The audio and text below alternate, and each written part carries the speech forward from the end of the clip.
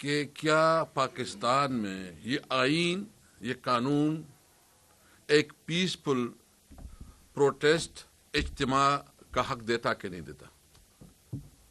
انہوں نے جو قانون بنایا ہے، کہتے ہیں کہ اسلام آباد میں جو ہے نا یہ نہیں کر سکتے آپ جلسہ جلوس، تو کیا اسلام آباد پاکستان کا حصہ نہیں؟ کیا اسلام آباد میں جو انہوں نے قانون بنایا ہے یہ آئین سے متصادم نہیں ہے؟ اور جس اسمبلی نے بنایا ہے اس اسمبلی کے بارے میں تو ہمارا جو پہلے سے موقف ہے کہ فارم 47 کی اسمبلی ہے، اس کے پاس تو یہ مینڈیٹ ہی نہیں ہے کہ یہ کوئی قانون سازی کرے. یہ ایک انلیگل انلیجیٹمیٹ گورنمنٹ ہے. اس کی جتنی بھی قانون سازی اس کو ہم لیگل نہیں سمجھتے. تو سب سے پہلے تو بات یہ ہے کہ آئین اپنے شہریوں کو یہ حق دیتا ہے کہ وہ ایک پرامن اجتماع کر سکتا ہے، احتجاج کر سکتا ہے، اور انہوں نے جو کچھ کیا ہے یہ غیر قانونی کیا ہے. کوئی ایک بتائے کہ ہماری کسی ایک ورکر نے کہیں گولی چلائی ہو، کوئی بتائے، کوئی ویڈیو دکھائے کہ ہمارے پیسفل ورکر نے کوئی شیشہ توڑا ہو، کوئی گملہ توڑا ہو، کوئی اس قسم کی حرکت کی ہو کہ اس کے اوپر جو نا آپ یہ کریں.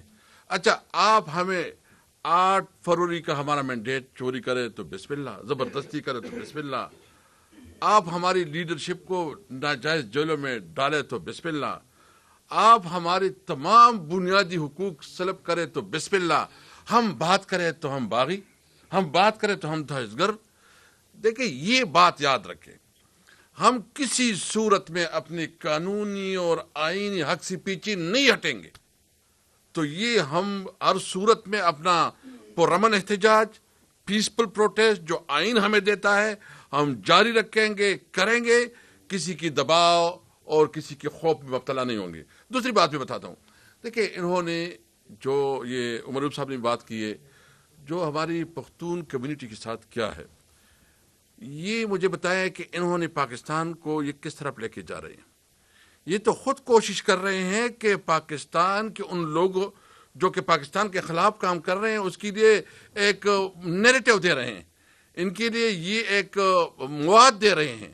یہ خود پاکستان کے اندر جو ہے نا بے چینی اور نفرتیں پیدا کر رہے ہیں. یعنی جس طرح جو ریڑھی بانوں کو، جو ہمارے ٹیکسی ڈرائیوروں کو، جو غریب مزدوروں کو، پختونوں کو جو ہے نا اس کو گرفتار کیا گیا، ان کی انسلٹ کی گئی، اور پھر اس کے یہ چوڑے کہ ان کو گرفتار کر کے جس طرح مویشیوں کو جو ہے نا اس رسیوں سے باندھا جاتا ہے اس سے باندھا جاتا ہے. یہ انہوں نے قانون اور آئین کا بھی بیڑا غرق کر دیا. انہوں نے انسانی حقوق کی سلب کر دی اور کوئی چیز ہی نہیں رکھنے دی. اور پھر اس کے اوپر جو ہے نا انہوں نے وہ کالی ٹوپیاں پہنائی جیسے کہ ہم دہشت گرد ہیں. شرم ہونا چاہیے آپ کو. آپ اپنے آپ کو پاکستانی کہتے ہو، تم کہتے ہو کہ ہم آئین اور پاکستان کی جو ہے نا وفادار ہیں، تم گولی چلاتے ہو اور تمہیں یہ شرم نہیں ہوتا کہ جو تم گولی چلاتے ہو وہ ہمارے ٹیکس پہ ہوتی ہے.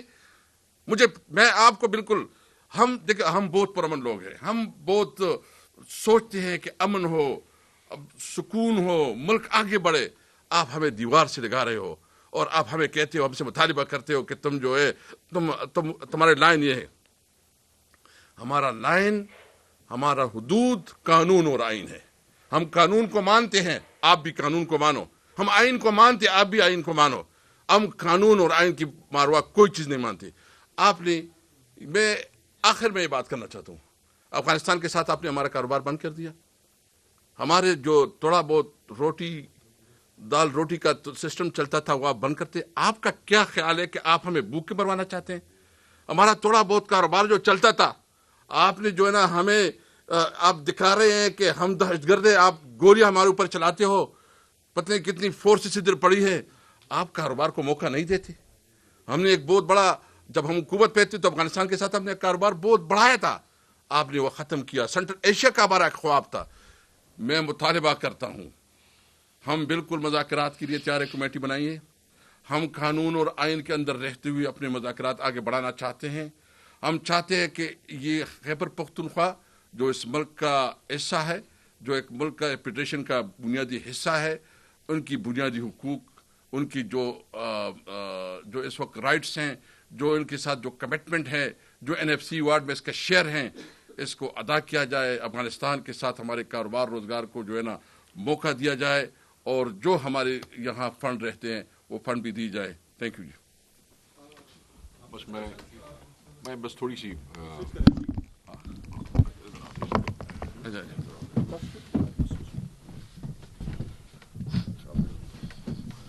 Thank you very much. میرے خیال میں اتنی جو ہے وہ گفتگو مکمل ہو چکی ہے, کوئی ایسی چیز نہیں رہے گی. بس ایک دو چیزیں ہیں جس پہ میں بات کروں گا اور then we'll open the house for the questions. سب سے پہلے تو یہ ہے کہ میں شہداء کے حوالے سے بات کروں گا. اس پہ بات بڑے بھرپور طریقے سے کی اسد قیصر صاحب نے کہ کس طریقے سے آپ پرامن نہتے پاکستانیوں کے اوپر گولیاں چلا رہے ہیں, اور ہمارا سوال آج بھی یہی ہے کہ آپ نے گولی کیوں چلائی ہے. اور یہ سوال جب تک ایک ایک شہید کو انصاف نہیں مل جاتا ہے, یہ سوال تحریک